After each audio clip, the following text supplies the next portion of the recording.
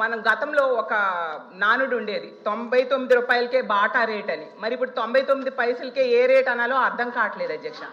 మన పాత రాజధాని హైదరాబాద్ తీసుకుంటే అధ్యక్ష ఎకరా 150 కోట్లకి అక్కడ ఇస్తున్నారు అధ్యక్ష. ఇక్కడ మాత్రం ఎకరా 150 పైసలకే ఇస్తున్నారు అధ్యక్ష. మరి ఇందులో ఏంటి ప్రాబ్లమో నాకు అర్థం కావట్లేదు.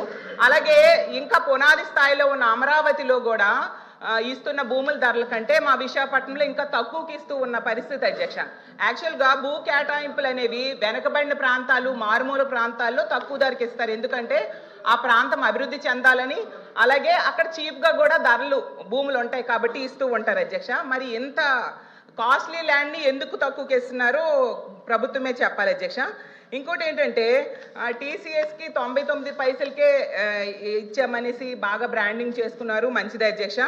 అయితే టీసీఎస్ అంతకి ఇవ్వాలని డిమాండ్ చేసిందా లేదా ప్రభుత్వమే ఆఫర్ చేసిందా తెలియదు కానీ అధ్యక్ష, ఐటీ కంపెనీలకు ఇస్తామని చెప్పి రియల్ ఎస్టేట్ కంపెనీలకు అయితే భూములు అత్యంత తక్కువ ధరలకైతే ఇచ్చేస్తున్నారు అధ్యక్ష. ఇప్పుడే చెప్పినట్టుగా రహేజా డెవలపర్స్కి 99 పైసలకేమో 27 ఎకరాలు కట్టబెట్టడం జరిగింది అధ్యక్ష. అలాగే అడ్రస్ లేని వర్సా కంపెనీకి డెడ్ చీప్గా 3000 కోట్ల రూపాయల భూమిని కట్టబెట్టాలని ట్రై చేశారు అధ్యక్ష. మాట్లాడనివ్వండి మంత్రి గారు ప్లీజ్.